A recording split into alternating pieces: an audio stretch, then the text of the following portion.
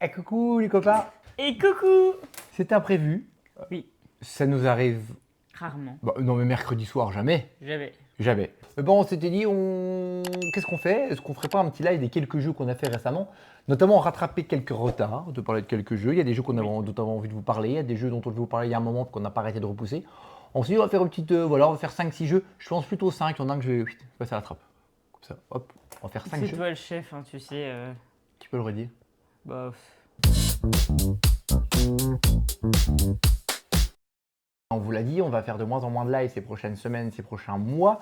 On espère que pour l'automne, on va pouvoir reprendre un bon rythme. Mais en attendant, eh ben, vous savez, on a plein d'animes de prévus, on a plein de choses de prévues. Et donc, du coup, on va faire très peu de live. si vous voulez nous voir en direct, vous pourrez nous voir en direct sur la Flip TV. Parce que maintenant c'est officiel, c'est plus qu'officiel.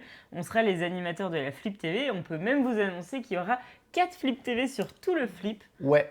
Alors, Et on essaiera de faire un petit live Pro Meeple à la fin du Flip. ouais, je pense dans les derniers jours. On peut même vous dire les dates, hein, on s'en fout, on n'a pas de raison de. Non. C'est alors le vendredi. Allez, notez dans vos le 9, agendas là. le premier, c'est le mercredi 9, c'est ça? Donc, ça sera Oui. vendredi. Donc, on va faire premier live vendredi 11 juillet, dimanche 13, mardi 15 et vendredi 18. Oui. Le live sera en direct Oui. sur Facebook du Flip et non sur Twitch. On sera sur scène au Flip, on va faire de l'animation, ça Oui. nous arrive jamais en festival de Oui. jeux parce que ça c'est quelque chose Ils qu'on nous ont voulait pas. forcé. Et on va faire deux choses sur deux thèmes musique. Oui, alors il y en a un, c'est plus rythme et mémoire que musique. Donc si vous êtes sur le Flip tous les soirs à 17h jusqu'à 17h30, T'es sûr de l'heure? je suis certaine. Ça y est, tu l'as eu, Oui. l'info? De Je n'avais pas l'info. 17h à Je l'apprends en même temps que vous. 17h30, vous pourrez nous retrouver sur la scène principale Place du Drapeau pour des sessions de 30 minutes de Hitster Bingo. Donc avec Adrien ou moi ou les deux, on verra suivant les jours. Probablement pas les deux. Et tous les samedis soirs, il y en a que deux, hein, ça va Et détendez-vous. samedi soir, Rachouchou, je veux que tu sois là un des deux samedis soirs. C'est Je obligatoire. viendrai crier bâtard. S'il te plaît. Et les deux samedis soirs, on sera en nocturne. J'ai pas encore les horaires, mais il me semble que c'est 20h30. Je crois que c'est 20h, ça commence à 20h et puis il monte sur scène à 20h30, tout ça. Et du coup, ce sera du Mitsu-Katsu de folie. Petit tips, il va falloir que vous vous entraîniez entre potes pour nous proposer la Corée du siècle. Donc d'habitude, on ne fait jamais d'animation en festival de jeux parce que notre concept, nous, effectivement, c'est de faire des animations. Voilà. Par contre, c'est vrai qu'on a vu avec nos partenaires, effectivement, qui nous font confiance dès cette année, notamment BlackRock Localisation qui nous suit avec ce 4 et de jardin avec Hitster. Ils nous ont demandé est-ce que ça vous tente de le faire au flip. Honnêtement, au début, on a dit non. Parce que de 1, on ne fait pas ça d'habitude. De 2, c'était censé être nos jours à peu près tranquilles. Nos vacances. Et on Vous a savez ce mot alors si au flip vous me croisez et que vous voulez me payer un coup à boire, je dirais oui. Mais moi je suis bien habillée, mais Adrien il dit que c'est ma robe de Charles Ingalls. Bah oui, un peu. Bah pourquoi? Tu dis quoi, Sarah? C'est Charles. Laura. Non, Charles. Non, c'est pas Charles, c'est plus Laura quand même. Je l'ai pas. Tu sais de chanter un truc, c'est mieux que. C'est comment? Je sais pas, mais c'est pas ça. Blandine, je sais même pas. Est-ce que tu sais les 5 jeux dont on parle? On va parler ou pas? Je pense. Il va y avoir différentes catégories ce soir. Ça va être le jeu de tel type, jeu de tel type. Et là, Oh, il m'énerve. C'est le premier à dire je veux pas me mettre dans des cases. Mais je vois pas et le c'est le rapport. premier à mettre des cases au jeu. Bah, je vois pas le rapport. Le premier, c'est des cases, mais pas dans la catégorie de type de jeu. Regarde, regarde, écoute, tu vas voir. Le premier jeu, c'est le jeu du soir de la catégorie on y a rejoué. Alors qu'on y avait déjà joué avant. C'est le jeu on y a déjà rejoué. C'était quoi? C'était un jeu où vous en avez parlé. Elle est flingue et éclatée au sol, ta catégorie. Ah, elle est pas ouf, mais cette catégorie, on a rejoué. C'est un jeu qu'on a joué à Cannes. Donc c'est vrai que quand on joue à un jeu à Cannes, eh ben, dans un festival, on n'a peut-être pas forcément le bon avis ou le même avis que si on jouait comme ça entre copains opposés. Faux. Moi, j'ai toujours des avis pertinents. Vous avez qu'à demander à... comment dire? À Gis.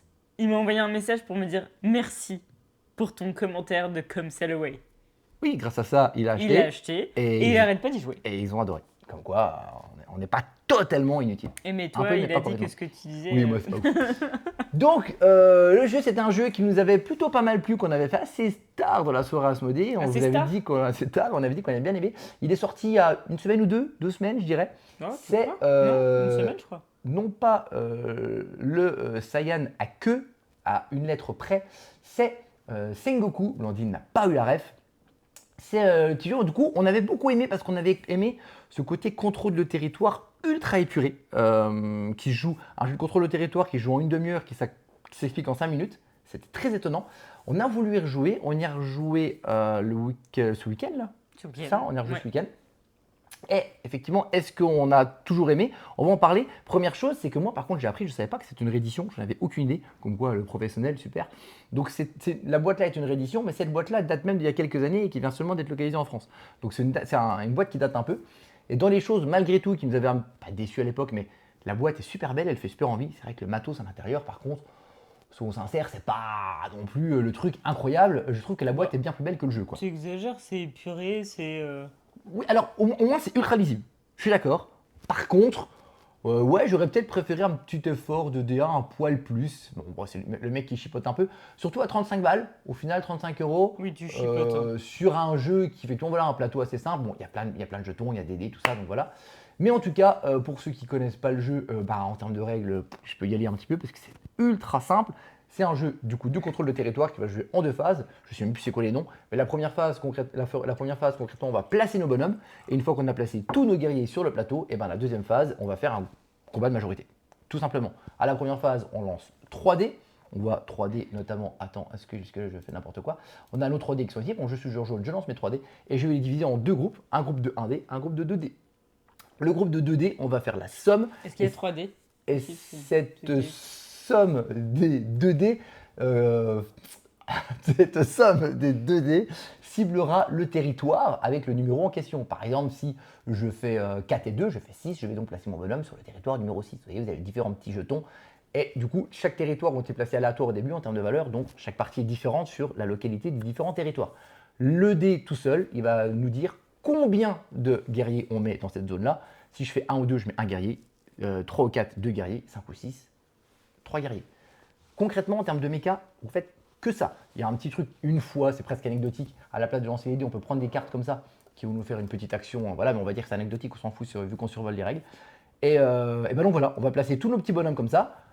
Et une fois qu'on a fait ça, on va faire le combat de majorité du 2 jusqu'au 12.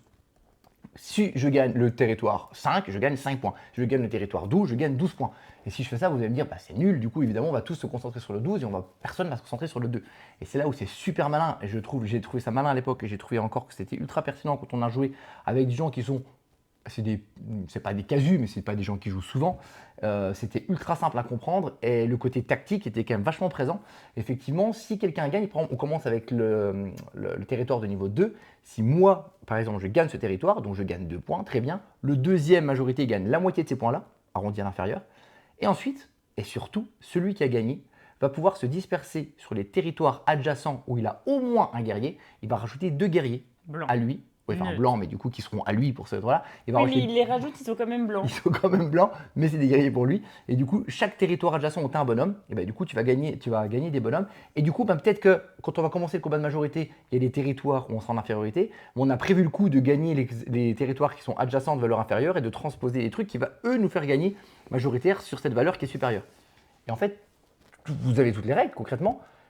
Et en fait, c'est d'une subtilité, je trouve, c'est ultra subtil, c'est ultra simple, c'est ultra épuré, c'est malin, ça joue vite, c'est efficace. Il y a un côté aléatoire, etc., des machins, forcément un minimum, mais en vrai, pas tant que ça, parce que c'est un petit peu à toi de gérer ton truc. Tu peux mixer, enfin, t'as quand même droit à des relancers, enfin, c'est pas déconnant. Oui, tu as le droit à relancer. Oui, bien vu de le dire, effectivement, j'avais oublié. D'ailleurs, j'avais oublié sur la règle au début, on peut relancer tous les dés, pas qu'une partie, tous les dés une fois à chaque fois. Parce que quoi? T'es pas très bon. Je suis pas excellent. Dernier petit détail aussi, s'il y a une égalité, en fait, celui qui gagne l'égalité, c'est celui qui a pris la tuile, une tuile prioritaire. En gros, la première personne qui a joué tous ces petits bonshommes, il gagne une tuile de priorité, en gros. Et ensuite, elles sont distribuées au fur et à mesure, dans l'ordre croissant des personnes qui ont fini. Donc, quand tu finis en premier, c'est un peu embêtant parce que les autres vont pouvoir mettre les autres un petit peu régulés. Par contre, toi, tu as l'avantage de l'égalité. Donc du coup, si par exemple, moi j'ai été le premier à finir, Blandine était la deuxième à finir, si on a une égalité, ce sera forcément moi, ce sera toujours moi, toute la partie, pendant la phase de... La tuile katana. La tuile katana, exactement. Ils te l'ont dit là, c'est ça? Ouais, c'est ça. Exactement. Adrien qui ne sait pas survoler. Quoi? Mais incroyable, qui le crut? Et vous Adrien ne savez sait quoi? pas Non, jouer. mais moi, il faut Une quand même catastrophe. que je vous suis une dise, catastrophe. vous avez toutes les règles, ça c'est sûr. Mais ce petit jeu avec une pomme pote, pomme, pêche, pamplemousse, les nouvelles, c'est C'est vrai que tu as convaincu Ben d'ailleurs. Il a trouvé ça incroyable. Ouais. fabuleux. Ouais. Et fraîche et tout, celle-ci, mais c'est fou. Bon, alors, est-ce que ça vous plaît quand je survole les règles comme Survole ça? en creusant. C'est bien ou pas? En tout cas, vous avez compris, on est super emballé. Moi, c'est un jeu que j'avais bien aimé, mais effectivement, c'était assez tard et je voulais revoir un petit peu reposer. Et en vrai, on finit la partie. Les copains, ils ont dit ah, on n'en refait pas une autre parce qu'on voulait essayer d'autres jeux. Ils étaient presque déçus de pencher sur une Ouais. deuxième partie. C'est vrai. Parce que oui, ça joue vite et ça donne envie de faire plusieurs parties. Et je suis au moins aussi emballé que quand on en avait parlé après Cannes. Donc voilà pour ce jeu auquel on a rejoué. Blandine, est-ce que tu es aussi emballé? Pareil, moins? Moi, je suis plus emballée parce que j'étais très très fatiguée à C'est vrai. Cannes. C'est ce que j'avais dit lors de cette soirée. Enfin, il y avait eu beaucoup de rendez-vous ce jour-là et on avait joué au jeu. Il était quoi? Passé minuit, un truc comme ça. Donc ouais, on était. Oui, je sais pas, mais il était relativement tard. Voilà, enfin, moi, j'avais pas forcément apprécié plus que ça, même si j'avais gagné. Fallait le dire quand même. Mais sur ce côté de jeu, je trouve que oui, il y a de l'affrontement parce qu'on s'embête, mais comme vous savez, je déteste qu'on m'embête. C'est pas de l'affrontement, c'est de Non, la mais majorité. C'est de la majorité, mais du coup, il y a quand même des gens qui vont venir te faire chier et qui vont venir combattre Oui. sur ton territoire. Oui. Et moi rigolo. qui n'aime pas les jeux d'affrontement où je me sens persécutée sur cette fameuse map, c'est chez moi, j'ai dit que c'était chez moi, tu viens pas. Et bien là, je le ressens beaucoup moins parce que je sais que si je réfléchis et que je me positionne sur des territoires adjacents, je peux avoir une petite solution de repli. Et surtout, c'est que c'est des parties qui sont ultra courtes. Et le fait que ces parties soient ultra courtes, je vais pas me dire, ouais, j'ai mis quasiment 1 heure et demie à jouer à un jeu. Mettre ta tactique et, en place sur ton truc, quoi. Mettre un truc en place pour qu'on me pète tout de la gueule et tout, je peux plus rien faire. Que là, du coup, c'est assez chill. Et souvent, il y a aussi la course avec la tuile katana qui permet aussi d'avoir, de remporter une majorité. Donc, à toi de voir Les égalités. les égalités, pardon, j'ai dit.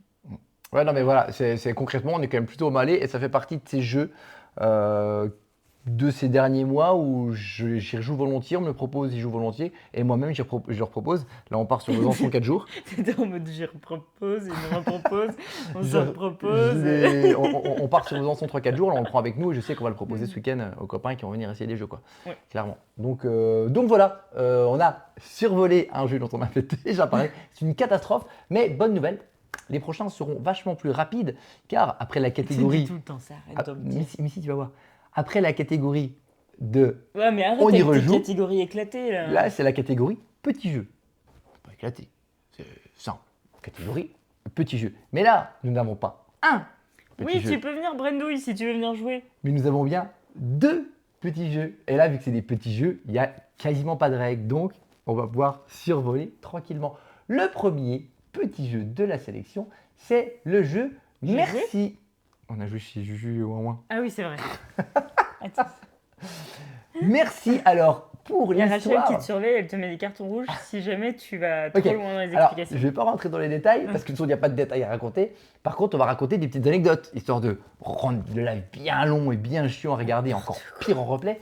En fait, Merci, c'est un jeu auquel je ne voulais absolument pas jouer parce que quand on m'a dit c'est un jeu où il faut être poli, où il faut dire merci, alors là, c'est extraordinaire que pour ce jeu-là, Rachouchou, tu sois dans le chat parce que, on se connaît. Dans un jeu, on joue ensemble, on s'insulte. Le but d'un jeu, c'est de s'insulter, de se provoquer, de se teaser et de se troller constamment. Moi, être poli, ça m'embête. Excuse, évidemment, on va en parler d'excuses. Donc, bon, sur le papier, je me suis dit, c'est pas du tout pour moi. Est-ce que finalement c'est pour moi? Je ne sais pas. On nous a un petit peu insisté dans la boîte. On nous a dit, tiens, allez, je te mets un merci quand même, essaye-le. Nous, en tant Bisous Folie Enfantine, je te réponds En tant que- demain sans faute. qu'incroyable professionnel, nous l'avons quand même testé, évidemment, Blandine, car nous sommes des professionnels. Mais parce qu'on a surtout la chance d'avoir BlackRock qui nous envoie les jeux Oui, pour pouvoir les tester et pour Oui. pouvoir en donner un avis. exactement. Avis à tous les éditeurs et distributeurs qui veulent qu'on donne des avis Dis pas ça, croustillants. parce que si tu dis ça au moment où on dit que peut-être qu'on n'aime pas le jeu, peut-être qu'on n'aime Ah. pas le jeu. On sait pas. Alors, en tout cas, on a essayé ce merci alors qu'à la base on voulait pas forcément. Qu'est-ce que ça a donné? En termes de règles, on est d'accord, ça va aller quand même super vite. C'est un jeu, un énième jeu de défausse où il faut vider sa main. Comment on va vider sa main? Eh bien, en plaçant sur cette défausse de 3 cartes. Il y a je ne sais plus combien de couleurs, 4-5 couleurs, les valeurs vont de 1 à 6. Et en fait, j'ai ma main de 8 cartes, je ne dis pas de bêtises au début. Je dois défausser une de mes cartes sur un des 3 tas. Ça doit être ou de la même couleur ou le même chiffre. C'est tout. Si j'ai un bleu, très bien, je peux le mettre au milieu. Si j'ai un 6, je peux le mettre à droite. Vous avez l'idée. J'ai très bien, on va défausser comme ça chacun notre tour. Sauf que potentiellement, on peut faire une combinaison. Les combinaisons qu'on peut faire, c'est ou alors une suite, ou alors un brelan, ou alors 3 de la même couleur. Par exemple, je fais une suite. Donc là, imaginons que là, sur le 2 bleu, je mets un 5 bleu. Bah, ça fait une suite, ça fait 4, 5, 6. Incroyable, j'ai fait une suite. Mais du coup, avant de faire cette suite, il faut que je dise, s'il vous plaît, avant de poser la carte. Oui. Une fois que j'ai posé cette carte-là, que j'ai fait la combinaison, je gagne un bonus. Qu'est-ce que je gagne comme bonus? Eh bien, le bonus qui est écrit au-dessus du paquet de la pioche.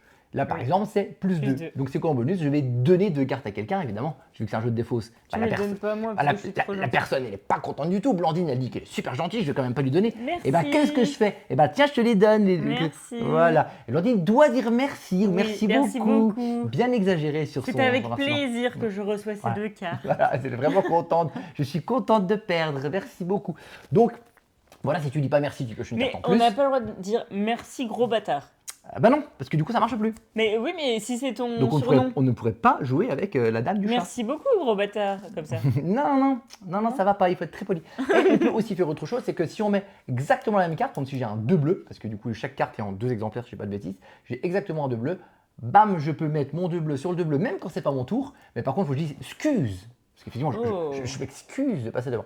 Donc voilà, quand quelqu'un a fini de défausser toutes ses cartes, il gagne 2 cœurs. Dès qu'un joueur a 6 cœurs, il a gagné la partie. Voilà, point, ça va vite, il n'y a pas grand-chose à dire. Alors, moi qui ne voulais pas y jouer parce que je pensais que je n'avais pas aimé, est-ce que j'ai bien aimé? Non, parce que concrètement... Alors oui, clairement, sur les premiers tours, il y a un côté un peu provocateur, on a fait sans sourire, on avait vu 2-3 coups, genre... s'il vous plaît, merci. Alors ça nous fait rire 2-3 fois au début parce qu'effectivement... Carton rouge sur le fait que les cartes sont en double exemplaire. Ah, aïe, le carton rouge. Ah, ça pue. C'est 3 exemplaires. J'ai pas révisé avant, on l'a dit, c'était un live qu'on a fait en impro total. Donc du coup, voilà, on aura des petites erreurs, mais vous avez l'idée. Parle doucement, Folie Enfantine voudrait dormir. On va nous dire sur le chat combien d'exemplaires. Le détail de trop. Eh oui, comme quoi il fallait pas rentrer dans les détails. Mais c'est juste. Ah, toi c'est juste, voilà, super. Donc tu m'enlèves mon carton rouge. On est allé voir sur la VAR, finalement, j'ai pas de rouge. Donc oui, le côté effectivement, ça fait sourire 2-3 fois au début quand tu dois te forcer à dire merci. Mais de 1, ça fait que sourire, c'est pas ça qui crée non plus une ambiance de dingue à la table. Et est-ce que ça justifie cette mécanique ultra légère? C'est quand même pas une mécanique incroyable. On est là pour, c'est assumer la mécanique, elle vaut pas grand chose, mais l'idée c'est que ce soit marrant parce qu'on va dire merci, etc. Est-ce que ça suffit à en faire un bon jeu ou en tout cas passer un bon moment? Une fois les 5 premières minutes passées, pas trop. Moi, ça m'a pas emballé des masses. Et voilà, Blandine, je te passe la main, mais je crois que tu as à peu près le même avis. Bah, après, c'est un petit jeu simplet. Simplet. C'est méchant ça? Bah, simplet, c'est pas ouf. Simple, c'est mieux.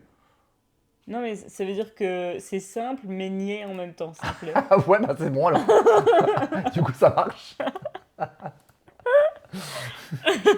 Mais c'est méchant, simplet? Moi, je trouve ça gentil. Non, alors Rachou est en train de dire un petit détail, mais là, tu rentres dans les détails des règles. Rachel. On a que sur Paul. Pour moi, c'est un petit jeu que tu peux sortir si tu l'as, genre en fin de soirée, t'as envie de refaire un petit truc rigolo et tout, sans prise de tête, ça peut fonctionner, mais c'est pas le jeu que je vous dirais. Ruez-vous tous! Ça se dit ça? Oui. Oui, tous chez vos ludopathes, n'importe quoi. Vous avez vu, c'est le Meeple du soir, c'est pas le Meeple Croûte, on n'est pas dans le même état. Chez vos... je sais plus. Ouais. Dans vos boutiques préférées, pour l'acheter. Non, clairement, c'est un petit jeu sympatoche que vous pouvez tester si vous avez des potes qui l'ont. Moi, je le trouve même pas sympatoche, pardon, mais sincèrement, moi, il m'a pas procuré d'émotion particulière. À tester, voilà, il faut le tester, c'est drôle, c'est drôlinet, quoi. C'est comme les petites bols, toi, les petites bols. Donc Blandine est moins dure que moi, effectivement. Moi, oui, mais t'es pas poli, toi, de toute façon. Bah non, voilà. à la base, justement, j'étais pas. Mais combien de fois ça m'est arrivé de dire sur ces lives, oui, bon, bah à la base, c'était pas pour moi, et puis finalement, j'étais convaincu, etc. Là, je me doutais, et clairement, ça a confirmé que la mécanique n'est pas suffisamment chouette. Et du coup, on va enchaîner tout de suite, parce que du coup, on va dire qu'on reste trop longtemps. On va enchaîner tout de suite sur le 3e. C'est encore un petit jeu, et on est encore dans ce même esprit. C'est encore un petit jeu avec. Tu l'as déjà dit. Pas de mécanique. Et où il y a un délire de petite ambiance. Là, l'ambiance était d'être obligé d'être poli. Le prochain, c'est qu'en fait, sur les cartes, il va y avoir des petites informations Ding. qu'on va pouvoir. Des informations de ce. Non, c'est des actions Je que reprends. les gens vont faire. Alors, dans Ding, vous allez avoir la Ah oui, vas-y, s'il te possibilité. plaît, fais-le. Non, je rigole. Je Ok, sais ah pas. non, j'adorerais. S'il te plaît, je t'en supplie. Est-ce que j'ai pris un visuel quand En même fait, Pardon. dans Ding, vous allez avoir du texte sur les cartes. Et si par exemple, une personne autour de la table parle du mauvais temps, vous allez devoir poser la carte en disant Ding. C'est vrai. Alors, si les gens ont compris, j'adore. Oui, oui, non, mais oui.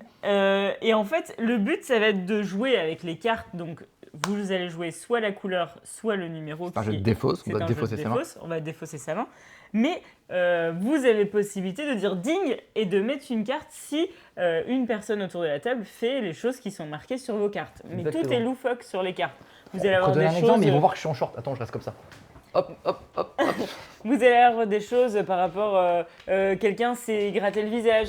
Quelqu'un vous a parlé. En fait, en gros, c'est un jeu de défausse avec des valeurs. Quelqu'un utilise son téléphone. Enfin voilà. Avec pas des mal de valeurs choses. et des couleurs, comme n'importe quel jeu de défausse. Comme le jeu d'avant, pour défausser sa main, il faut une carte de la même valeur ou de la même couleur pour pouvoir défausser sa main. Dès que quelqu'un a défaussé toute sa main, il a gagné la partie classique. Mais le twist de celui-là, c'est pas d'être poli, c'est qu'effectivement, il y a des petits trucs sur les cartes. Par exemple, là, quelqu'un a dit un gros mot. Bon, bah, si pendant qu'on est en train de jouer, quelqu'un dit un gros mot, bam, tu peux dire ding alors que c'est pas ton tour, ding. Tu poses la carte, tu la défausses au milieu, on s'en fout de la valeur, etc. Tu pouvais te défausser parce que une personne a fait l'action qui était écrite sur la carte. Qu'est-ce qu'on a par exemple quelqu'un remet en place la pile de défausse. Ça c'est moi de fois je me suis fait avoir. Je suis toujours maniaque, moi il faut toujours que ce soit bien mis. Bam, je l'ai fait, bam, ding, quelqu'un a mis la truc. Il y a plein de trucs, il y a quelqu'un n'a pas répondu à une question, quelqu'un demande à qui c'est le tour. Ou demande etc. une couleur. Enfin. Exactement, quelqu'un a plus de 3 cartes en main, ça peut être n'importe quoi. Et coucou Jojori. Quelqu'un chuchote, quelqu'un ajuste ses lunettes, vous voyez les délires, quelqu'un se penche en arrière sur son siège. Bref, dès qu'il y a un truc comme ça, tu y vas. Alors, moi, ça m'emballait pas des masses sur le papier. Et il y avait notamment Sébastien du Passe-Temps qui a dit ouais, c'est super, c'est super, c'est super. Donc, pareil, j'y vais un petit peu en mode faut quand même que j'essaye.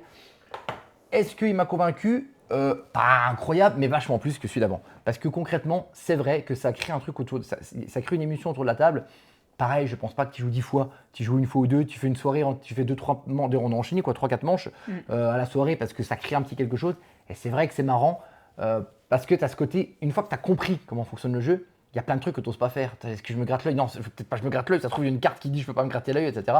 Donc tu te limites vachement sur les actions que tu veux faire. C'est pour ça que c'est un jeu de fin de soirée, clairement. Ouais, de fou. Jeu Et tu fais d'apéro ça, du soir quoi. tu fais ça le dernier jeu de la soirée en mode tout le monde est claqué, tout le monde a un peu picolé et tout. Tu joues à ça, je pense que c'est débarderie. Non mais c'est ça, c'est marrant. Par contre, le côté rejouabilité, je pense que ce qui est surtout marrant dans le jeu, c'est découvrir ces fameuses actions. C'est-à-dire qu'il y a des actions, tu dis, ah mais non, ils ont quand même pas mis ça sur la carte. Et donc du coup, voilà, si En gros, pour moi, tu sais ce qui peut tomber, bah tu fais vachement plus c'est gaffe à comme certaines actions. un Uno plus rigolo. Oui, bah de toute façon, c'est un jeu de défaut, donc par définition, c'est une variante de Uno. Mais voilà, je pense qu'une fois que tu t'as fait quand même quelques parties, tu connais toutes les dénominations des cartes, bah voilà, tu sais exactement quoi faire attention. Tu sais que par exemple, à aucun moment, j'ai n'importe quoi, tu vas te mettre comme ça parce que tu sais qu'il y a une carte qui le fait. Oui. Donc, ce sera effectivement moins drôle. Maintenant, en découverte, faire une partie, faire quelques manches sur un jeu, je sais plus il a combien, 13 balles. Je sais même pas s'il est 13 €. Je crois que c'est 12, c'est 12 virgule et des poussières. Donc à ce prix-là, dépenser 12 balles pour pouvoir avoir un petit jeu et effectivement délirer pendant 2 heures un soir, ça vaut le coup. Honnêtement, ça n'ira pas plus loin. Mais vous allez passer un petit Après, moment rigolo, avec franchement. des enfants, c'est ultra drôle. Enfin, clairement, Tu disais juste avant que c'était un jeu où on picolait avec des enfants, c'est gênant. Non, mais par exemple, tu vois, moi je vois Jade avec ses cousins, ils ont 10 et 11. Typiquement, ça va être le genre de jeu où entre eux, ils vont nous lâcher un peu la grappe avec le loup-garou et puis ils vont pouvoir jouer entre eux à ce jeu-là. Clairement, ça va être ça. Hein. Enfin, c'est Oui, des là, petits mais- jeux qui sont chouettes et puis qui peuvent, qui n'ont aucune prétention d'être des très très bons jeux, mais de se dire, bah voilà, ça divertit, même si ça divertit. Ça divertit, 20 c'est exactement, voilà, c'est ça. ça divertit 20 minutes, Ça c'est toujours divertit. ça. Et c'est vrai que ça fait pas partie des jeux que même Asmodee nous avait. On s'était dit, mais c'est étonnant qu'ils ne nous l'ont pas proposé dans la liste des 25. Encore une fois, on vous l'a dit, on l'a fait ensemble, puis ils proposent, c'est pas pour ça qu'on l'accepte, etc. Mais effectivement, je pense que c'est un jeu qui justement n'offre suffisamment pas trop de jouabilité. Je pense que quelqu'un joue à ça en animation, ils font 2-3 manches, ils se font de la gueule, ils ont fait le tour, ils ont fait le tour, ils rachètent pas forcément le jeu derrière. Oui, Donc, parce que voilà, c'est un peu, je trouve que c'est un peu un one shot, voilà, concrètement. Mais le one shot sera fun.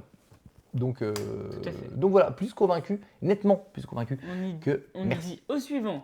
Au suivant, oui, c'est vrai, au suivant. Alors, après la catégorie des jeux on a rejoué, après la catégorie des petits jeux, nous enchaînons sur la catégorie en retard. C'est la catégorie du jeu en retard parce que ça fait au moins 3 lives, on dit on en parle de celui-là, oh non, on n'a pas le temps, on n'en parlera pas. Et du coup, on le décale, on le décale, on le décale. Et c'est un jeu qui est maintenant sorti il y a un mois ou deux, je dirais, quelque chose comme ça, qui a fait son petit bruit quand même, je crois pour les bonnes raisons. Mais il y a des petits mais, peut-être des petits mais. C'est ce petit jeu d'association d'idées sur une carte au trésor. Vous l'avez compris, c'est l'île des maudits qui nous vient chez Matago. Ah, 22 euros, je ne me suis pas trompé sur le prix, ça m'étonne, 22 Non, je euros. crois Ouais, c'est un prix sympa. Non, le Uno, nous dit-on sur Stéphane, ce n'est pas un jeu d'association d'idées. Non, pas encore. Donc, Modi, on va aussi encore essayer de survoler, parce qu'en plus, la règle, vous la connaissez, vous connaissez la règle vous avez sûrement déjà joué, vous les copains, en tout cas qui sont là, et vous le connaissez très probablement. C'est un énième jeu d'association d'idées, où pas mal de personnes l'ont un petit peu rapproché de Codenames, même si moi je trouve que c'est plus la version compétitive, plus que la version coopérative. À la base, c'est un jeu coopératif, où il va y avoir une personne qui va indiquer aux autres des directions sur une carte, et cette direction-là, ils vont la faire en faisant des associations d'idées.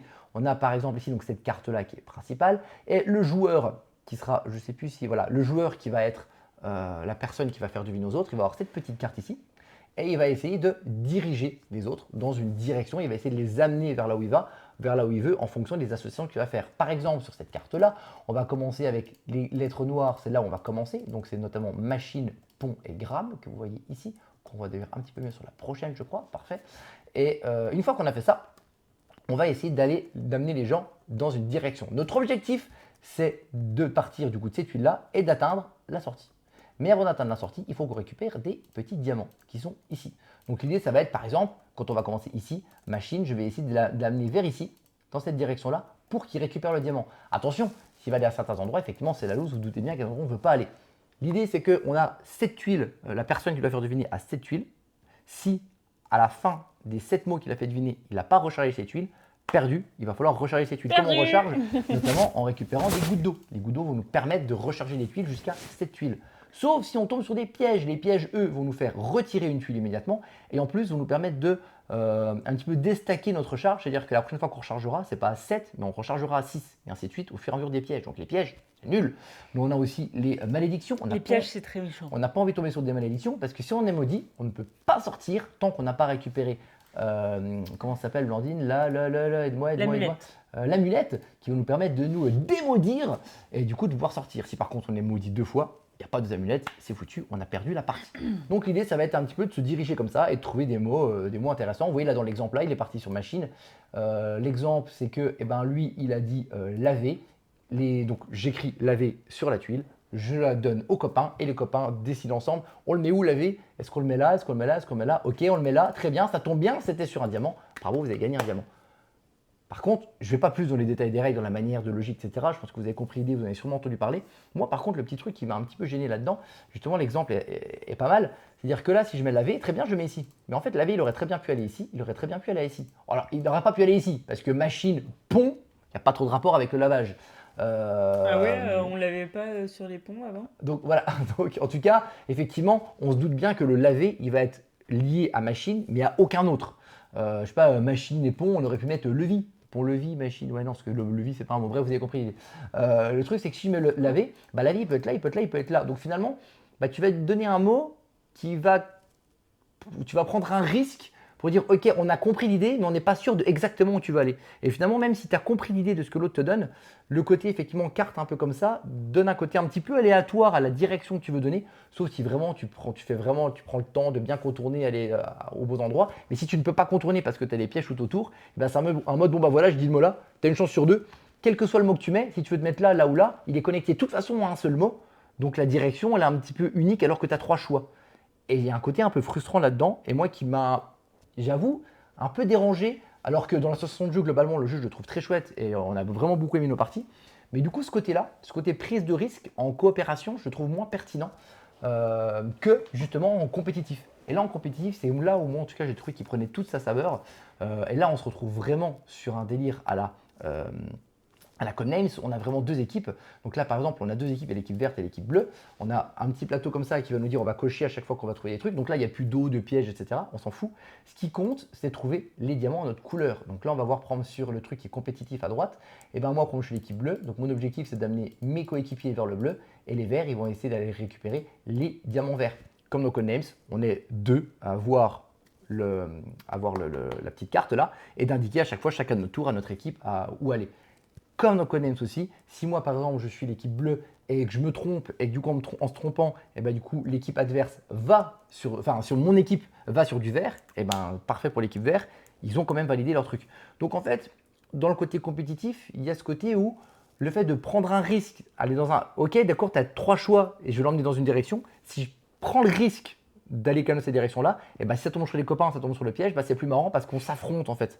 Et je trouve que la notion de risque est plus intéressante dans ce jeu-là quand on joue l'un contre l'autre plutôt que quand on joue tous ensemble. Donc du coup, j'ai trouvé la sensation globale du jeu plus intéressante en compétitif, voire plus, je l'ai trouvé nettement plus intéressante en compétitif, mais un autre défaut du coup dans la version compétitive, c'est que je trouve qu'il y a Tout le monde en parle d'un déséquilibre. Voilà, c'est vrai, c'est ce qu'il dit sur le chat. Voilà, il y a un vrai déséquilibre dans les cartes et je suis étonné, je sais pas, mais je vois qu'effectivement vous êtes d'accord avec moi. On s'est posé la question, on s'est dit mais c'est pas possible, c'est vraiment les cartes sur lesquelles on est tombé. Donc on a regardé un petit peu l'autre carte et oui, il y a un vrai déséquilibre dans les équipes. Il y a, je pense que c'est généré un petit peu aléatoire, probablement de manière informatique pour savoir où ont été générés les différents diamants. Il y a des fois, il y a des équipes où clairement tes diamants sont vachement mieux placés, ils sont limite regroupés alors que l'équipe en face, ils sont aux 4 coins de la map. Je trouve ça quand même vachement dommage. J'ai l'impression que la manière dont ils ont généré les cartes a donné un déséquilibre qui du coup change complètement la game. Alors oui, on va dire oui, on s'en fout, l'idée c'est pas de gagner, c'est machin, etc. Oui, mais je trouve ça dommage parce que l'idée est chouette, le matos est chouette, t'as vu en plus c'est un prix qui est effectivement assez cohérent. La sensation de jeu, association d'idées, on est sur une carte, on essaie de trouver un chemin, puis le côté trésor et tout, c'est un peu thématique, ça marche bien. Je trouve ça vraiment dommage que cet équilibre-là gâche un petit peu l'expérience, je trouve. Mais qu'est-ce qu'il raconte? Elle est en train d'écrire sur le chat. Ça gâche l'expérience, mais c'est pas pourtant que je dirais n'y allez pas, parce qu'en fait le jeu est suffisamment cool pour y aller quand même. Mais en tout cas, on a eu un petit, un petit truc qui m'a un petit peu embêté. Et je trouve ça dommage là-dessus, même si globalement le jeu m'a quand même plutôt plu. Candy, c'est à ton tour. Moi, je suis nulle. Les jeux d'association d'idées, globalement, c'est pas là où tu t'excelles le plus. En fait, j'ai une logique qui ne correspond pas à tout le monde. Ah bah non, mais personne ne comprend sa logique. Quand tu joues à un jeu d'association d'idées à Blandine, elle va te sortir un mot ou deux mots qui sont censés avoir rapport avec un truc, et tu vas dire, mais évidemment que c'est l'autre côté, quoi. Et non, et vous l'allez là, tu comprends pas. Personne. Et d'ailleurs, on pourrait dire, la majorité des gens comprennent pas, mais il y a quand même une personne te comprend. Oui, mais moi, je suis sûre. Hein. Je sais que t'es sûr. Mais du coup, en fait, ça me fait détester ce genre de jeu, alors qu'en réalité, j'adore, mais personne ne me comprend.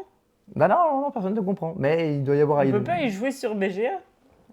Je pense pas que tu sois sur BGA. Alors, je fais une petite aparté. Oui, le festival de la moule existe. Oui, ça parce se que passe au Pradet. Pour YouTube, Blandine, qui quand je suis en train d'expliquer les jeux, elle en a rien à foutre, elle parle sur le chat, elle raconte le prochain festival qu'on est en train de prospecter. Voilà. Donc, Et du coup, j'essayais de demander quand même à Ririkou s'il connaissait le festival de la moule pour voir si l'odeur est très incommodante ou non. Je ne peux pas aller dans les environnements où ils sont trop poissonneux. Moi, l'iode, c'est pas possible.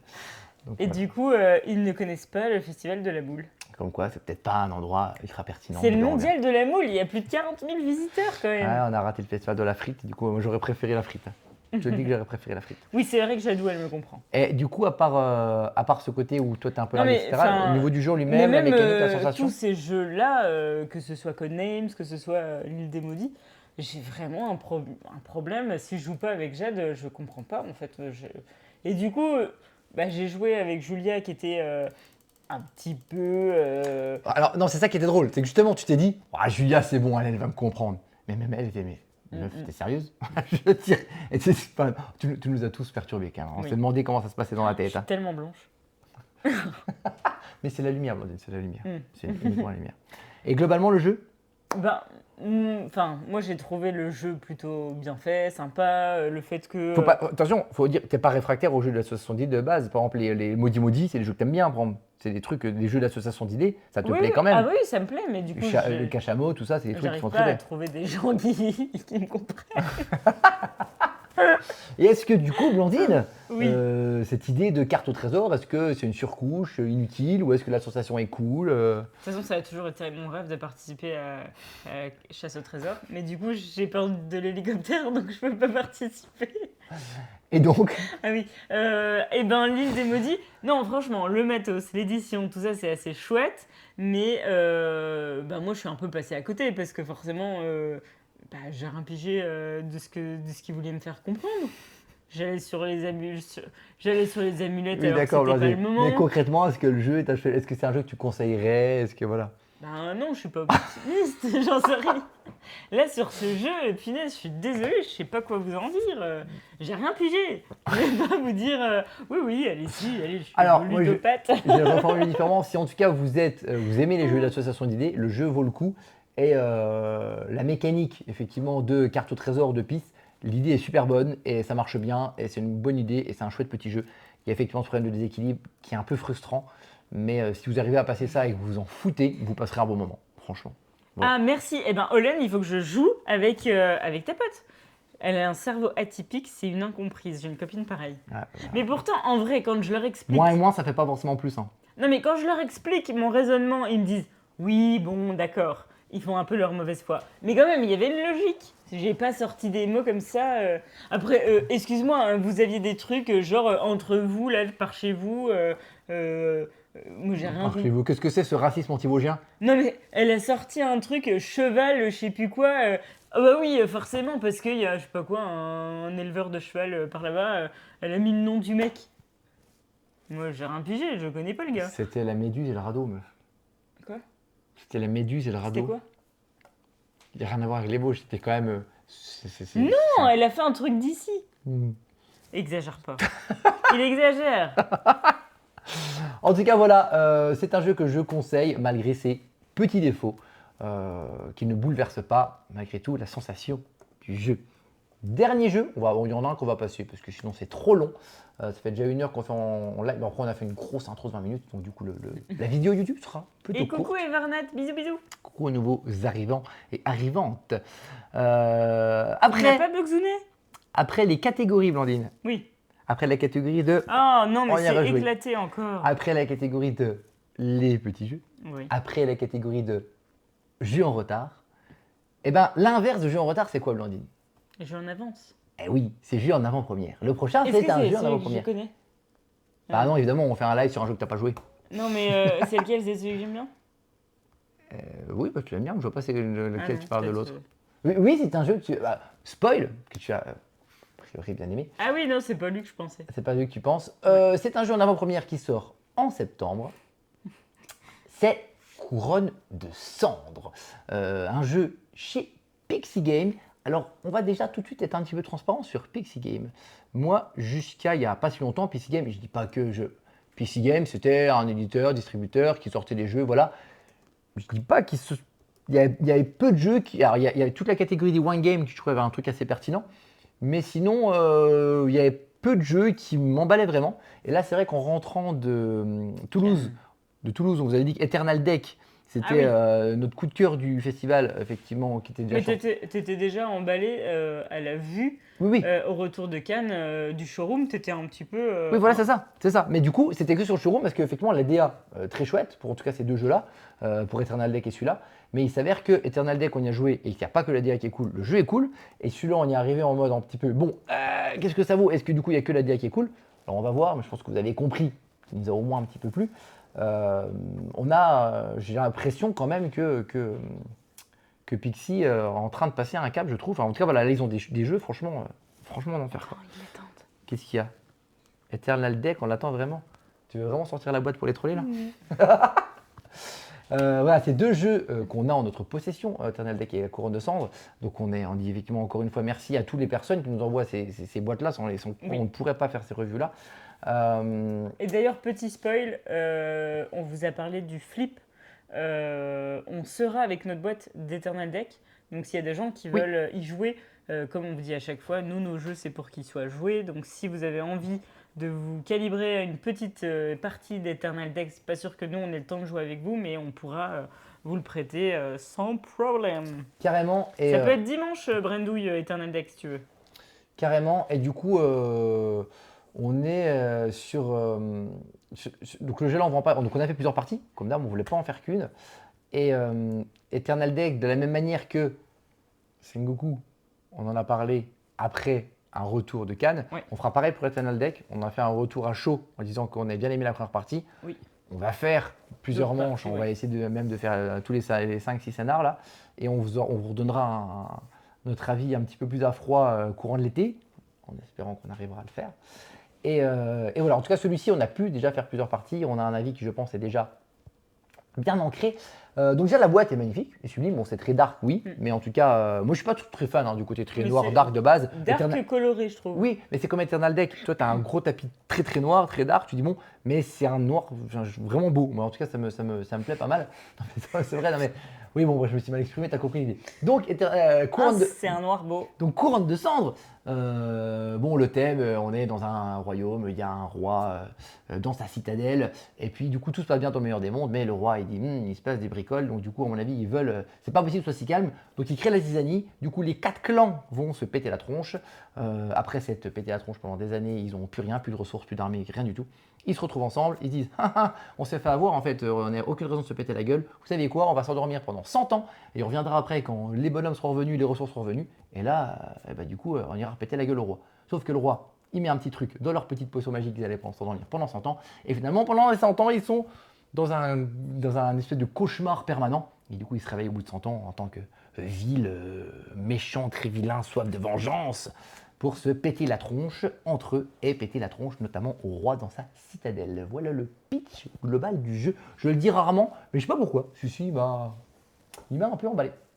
Le jeu, voilà, le jeu tout déballé avec le plateau principal et nos petits plateaux individuels. Concrètement, ça va être quoi? Ça va être un jeu, donc je vais prendre un poil plus de temps quand même pour expliquer globalement quand même un petit peu les règles, même si je vais les survoler. On ne va pas rentrer dans les détails, mais je vais quand même expliquer ce que c'est. Concrètement, c'est quand même un jeu de pose d'ouvrier. Moi, franchement, la vérité, c'est que quand j'ai vu le jeu, je me suis dit, oh, ça a l'air beau, ça a l'air original. Je ne me suis pas renseigné sur la mécanique. Je me suis juste dit, allez, je vais ouvrir les règles sans vraiment savoir ce que c'est. Quand j'ouvre les règles, je me rends compte que finalement c'est que de la pose d'ouvrier. Je me suis dit, bon, est-ce que voilà. Et finalement, il s'avère que c'est quand même pas que de la pose d'ouvrier, mais il y a une espèce de fusion, un peu de mélange de différentes mécaniques. Il y a un côté, coucou, il y a un côté effectivement pose d'ouvrier, mais il y a un côté un peu contrôle de territoire, il y a un côté combat de cartes, il y a tout un truc qui est un peu imbriqué dans tout un système. Est-ce que ça fonctionne? On va voir. Mais en tout cas, concrètement, le jeu va se jouer en 4 manches, et dans chacune des manches, on va chacun jouer 4 tours, on va jouer 4 fois en plaçant un de nos bonhommes. Vous avez les petits bonhommes qui sont ici, vous voyez, là il y a les 4 bonhommes bleus. À mon tour, c'est de la pose de gueux. c'est de la pose de guerrier. C'est de la pose de guerrier. On va poser notre petit guerrier, bam, quelque part. Chacun fait ça une fois. On repose le deuxième, 3, 4. Une fois qu'on a posé nos quatrièmes, fin de manche, comptage de points.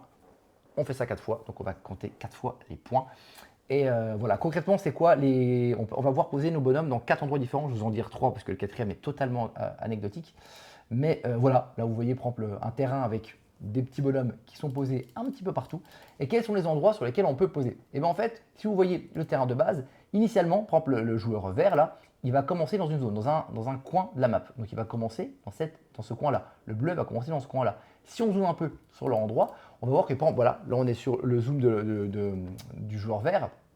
Et en fait, le joueur vert va pouvoir poser du coup ses ouvriers à différents endroits. Premier endroit où on peut donc où poser nos ouvriers, c'est pour récolter de la ressource. On est dans quelque chose d'assez classique. Je me pose ici, je récolte les ressources qui sont écrites ici. Voilà, il y a 4 types de ressources classiques et de l'or qui va permettre pour l'action d'après.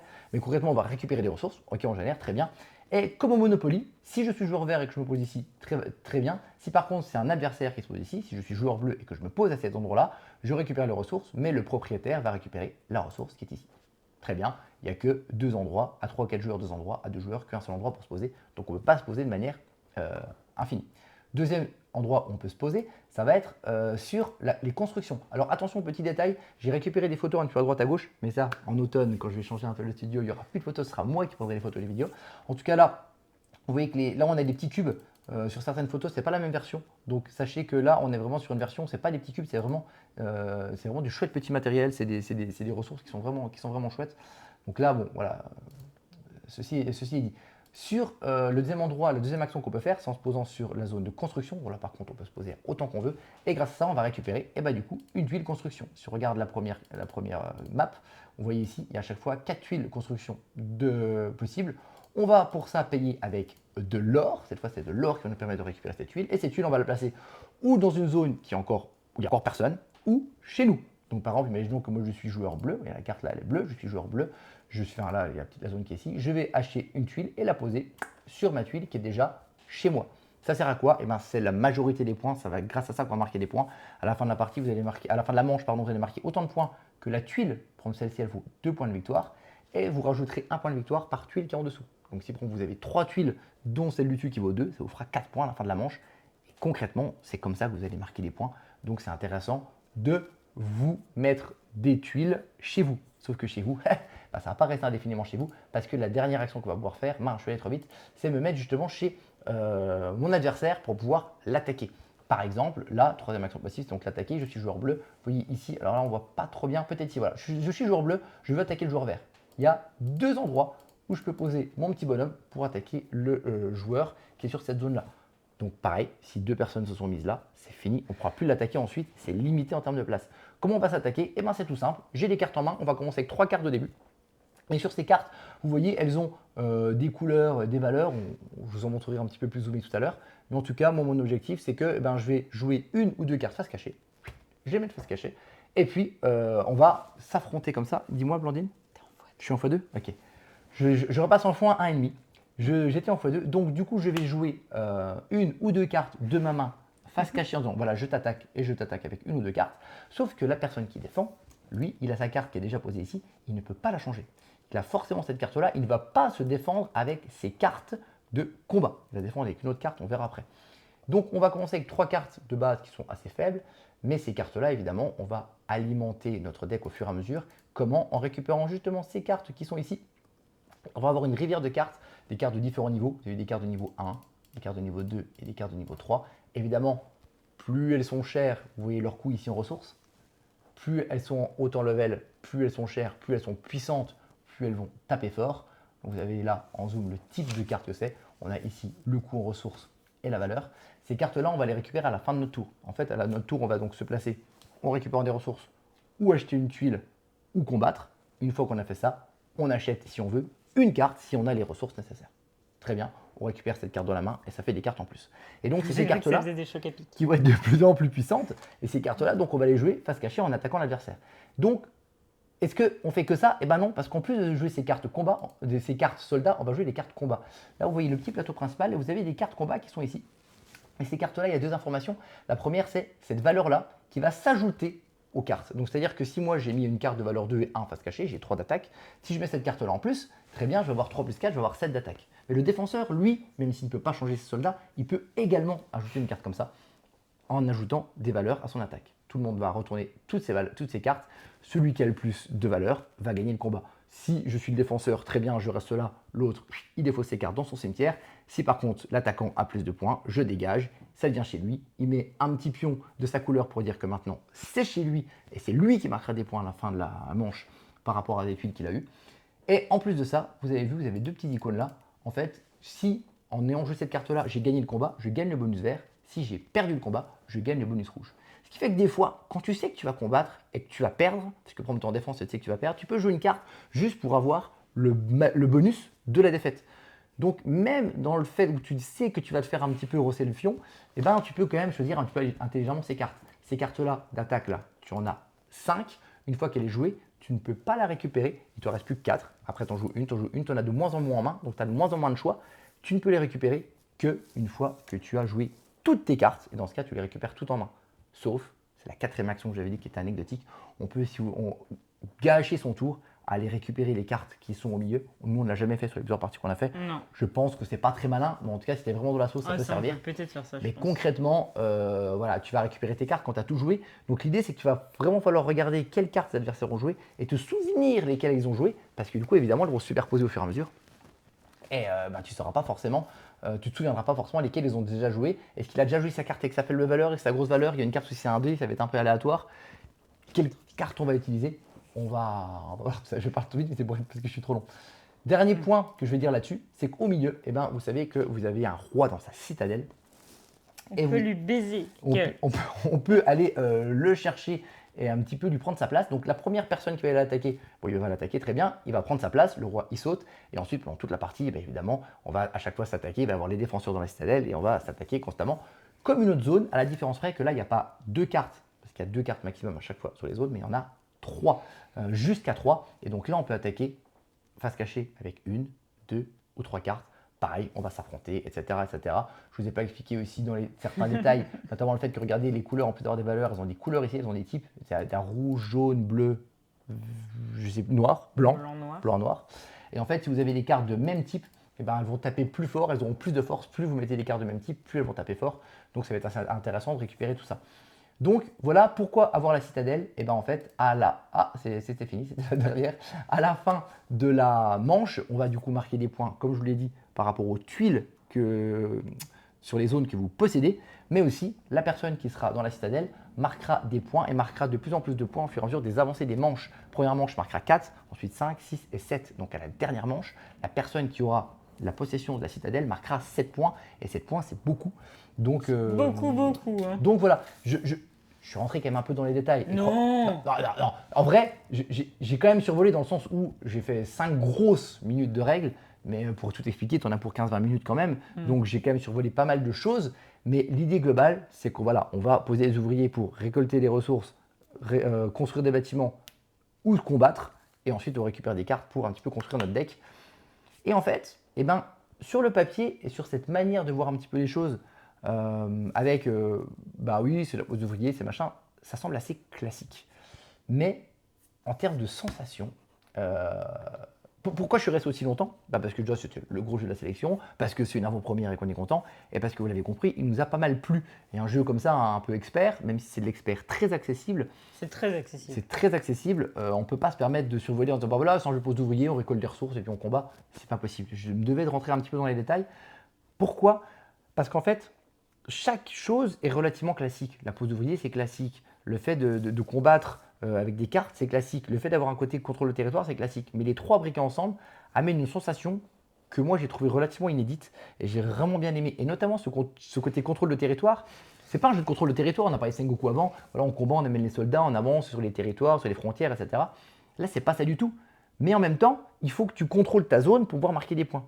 Donc, tu as une notion de contrôle de territoire sans avoir une sensation de contrôle de territoire. Et c'est ça qui est chouette, c'est qu'on a vraiment, ok, c'est ma zone, il faut que je la protège.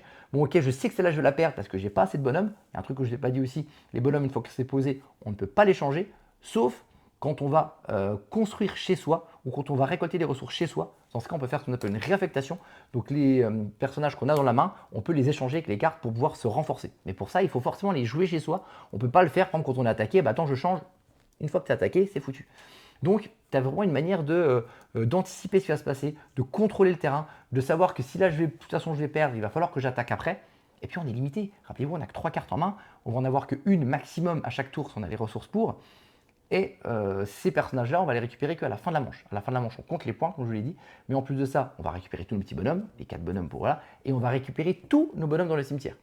Donc, on va regagner après. Par contre, les bonhommes qui sont déjà mis sur les terrains que vous contrôlez. Très bien, vous contrôlez 2 zones, vous allez marquer plein de points. Par contre, si derrière, pour la manche d'après, ben en fait, vous n'avez plus que peut-être une carte en main ou 2 ou 0. Et si vous perdez à la manche d'après les bonhommes, ils vont directement dans le cimetière. Donc toute la manche d'après, vous allez vous retrouver sans personnages, sauf si vous en achetez. Donc il faut tout anticiper ces combats-là.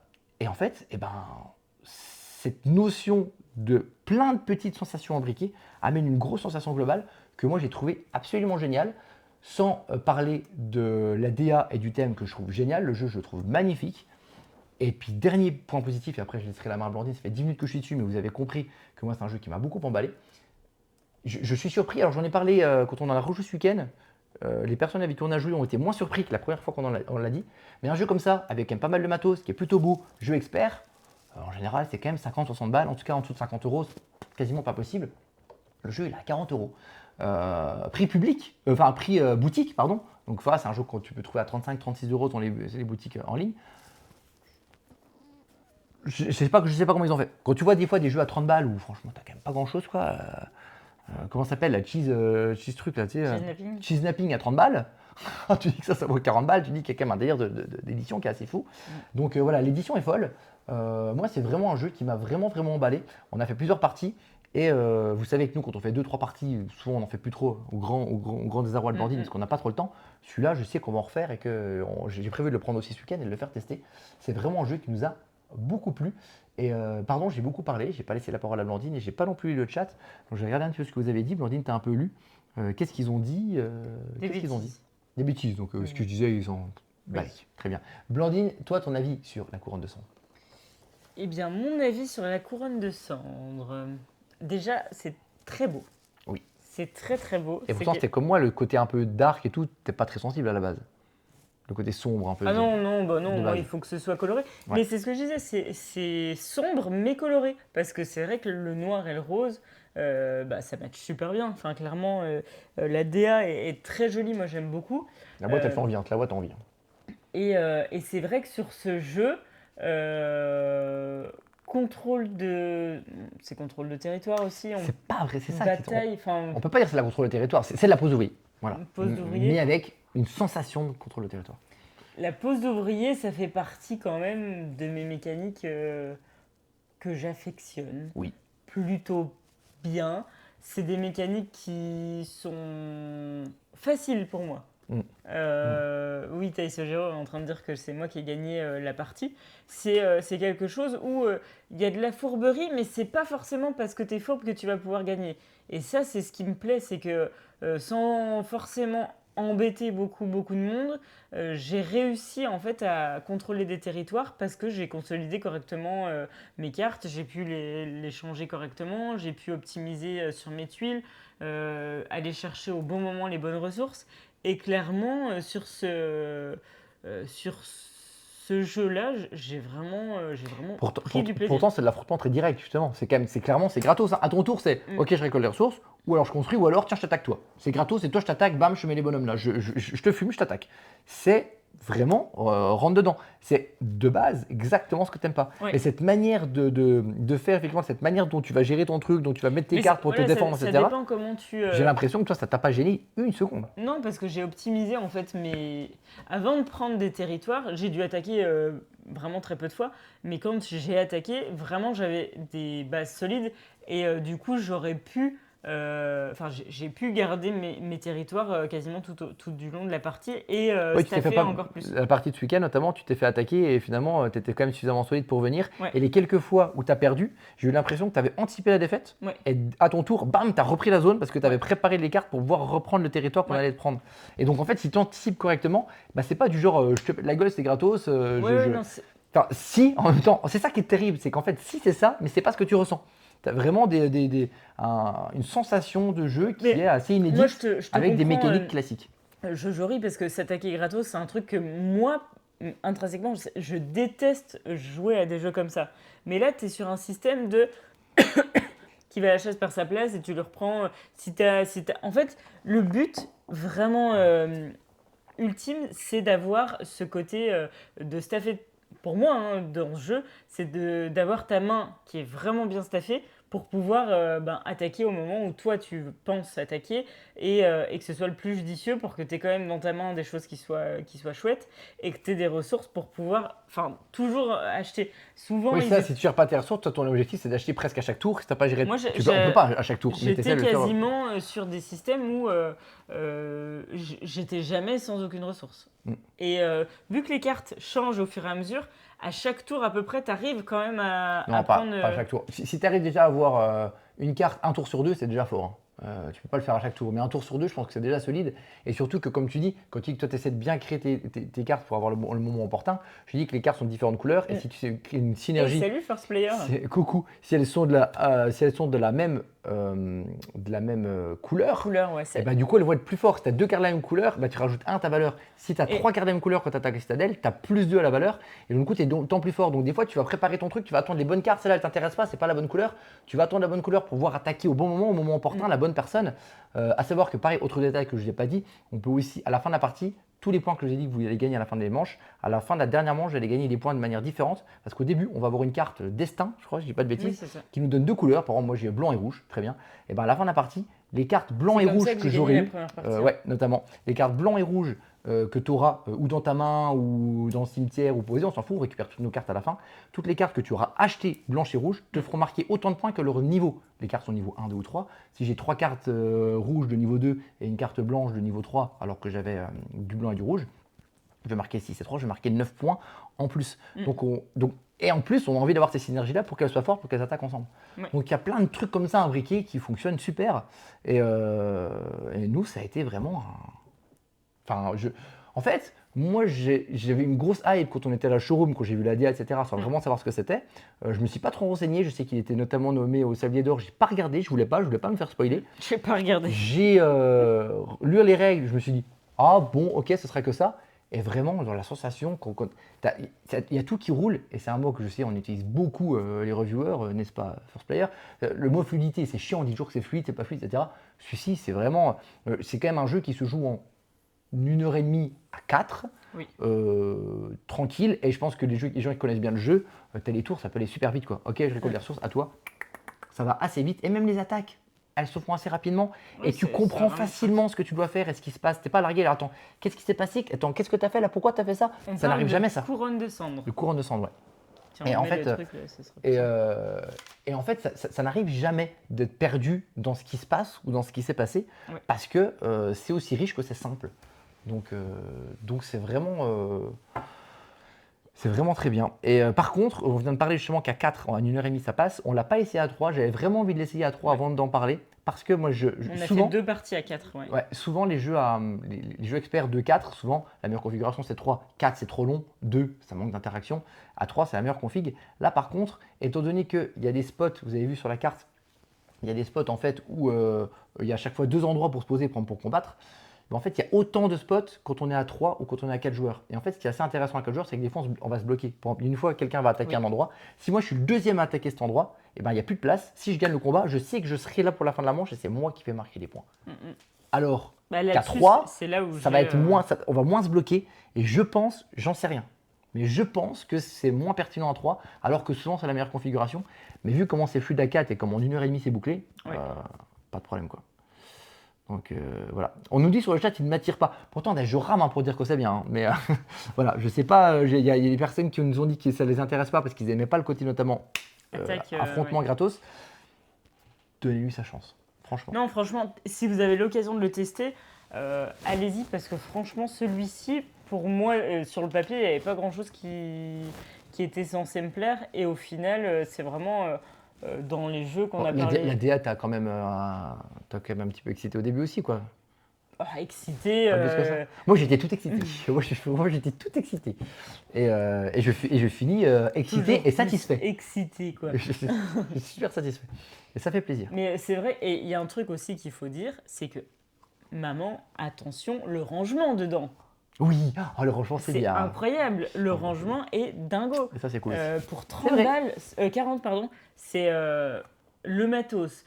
Sur les petites ressources, Adrien sur les photos qu'il avait trouvées, c'était des petits cubes. T'as des petits cœurs, t'as des petits vases de poterie, t'as des crânes, etc. Et chaque petite ressource ont forcément son petit lot d'agrémentation et moi je les trouve vraiment très très beaux.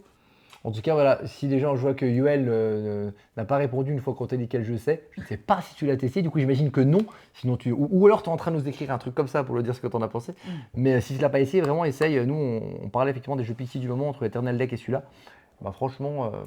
C'est vrai qu'on a la chance d'avoir un partenariat ultra serré avec Pixie et on en est fiers parce qu'on adore Caro. Et surtout, là, il sort des jeux quali. Ce qui était, pas toujours le cas, j'ai trouvé ces dernières années. Là, il nous emballe pas mal. Voilà, Vu qu'on a fait une grosse intro, beaucoup trop longue, au final, les 5 jeux dont on a parlé, ça fait 1 heure. Donc voilà. J'ai pas testé, on m'a dit, parce qu'il y a peu de chances que ça me branche. Ok, et vu qu'en ce moment, j'ai déjà pas le temps de jouer, bah oui, on connaît bien. Arborea, c'était top. Alors, nous dit Gatsby. Je suis très partagé sur Arborea. En fait, très très lourd, justement. Toi, on parlait de celui-là. Mais celui-là était beau, Oui. très beau. Il Très, est presque beau. trop, il avait ce côté un peu bitoku, très shiny, on comprenait pas trop ce qui se passe. Et comme je disais justement sur celui-ci où c'est très clair et tu sais vraiment ce que tu vas faire et tu comprends tout ce qui se passe parce qu'il y a un vrai côté fluide. Arborea, c'est quand même pas le cas. Hein. C'est genre, attends, qu'est-ce que t'as fait là? Tu fais quoi? Donc t'avances le truc là pour monter ton bonhomme ici, tu fais quoi? Je dis pas que c'est un mauvais jeu, mais c'est assez lourd et c'est long. C'est très très long. La partie qu'on a fait, elle était très très longue. Et, et donc voilà, en tout cas, c'est Mais chouette. c'est pas grave, First Player, si jamais tu vas aux journées BlackRock, tu vas avoir un jeu incroyable et tu pourras faire des reviews de fou dessus. Tais-toi. Donc voilà, en tout cas, nous, oui, je suis de plus en plus sur les jeux, à part grosse exception, comme Sans Corée, genre de choses, les jeux experts qui durent 3 heures, de moins en moins, et Arborea, c'est vraiment ça. Donc, Salut les gars. Coucou. Donc je suis plus sur cette... voilà, je suis plus là-dessus, en tout cas. Donc voilà, donc rendez-vous normalement lundi, dans 10 jours, et probablement le dernier live ici avant septembre, à cause de toutes nos animations de cet été. Oui. On essaie d'en trouver à droite à gauche. Merci d'avoir été là ce soir quand même les copains. Et sinon, comme on vous disait, on se retrouve à la Flip TV. Ah bah voilà, ils nous lancent un petit raid, les petits copains de Gaëlou et Chico. On peut pas ne pas dire merci, mais on est en train de partir. Merci les copains. Coucou les copains. On vous fait des bisous. Merci d'avoir été là. Désolé pour le raid, on part. Est-ce qu'on peut pas raider quelqu'un de... Replay sur YouTube bientôt. On vous fait des bisous. Je coupe. Salut. Des bisous. Merci d'avoir été là. C'était chouette de faire un petit live le soir. Le soir, c'est bien aussi. Et venez jouer au premier Meeple Quiz que vous avez sur Instagram. Il y a des jeux à gagner, c'est trop cool. Ça change le soir du midi des fois. On faisait toujours le temps les soirs, le midi. C'est bien les Meeple Quiz, mais le soir, de temps en temps, c'est bien aussi. C'était bien ce soir. Ça m'a fait plaisir. C'était bien. Merci d'être là les copains encore une fois. À bientôt. Dans 10 jours au mieux. On espère. Et je coupe le son.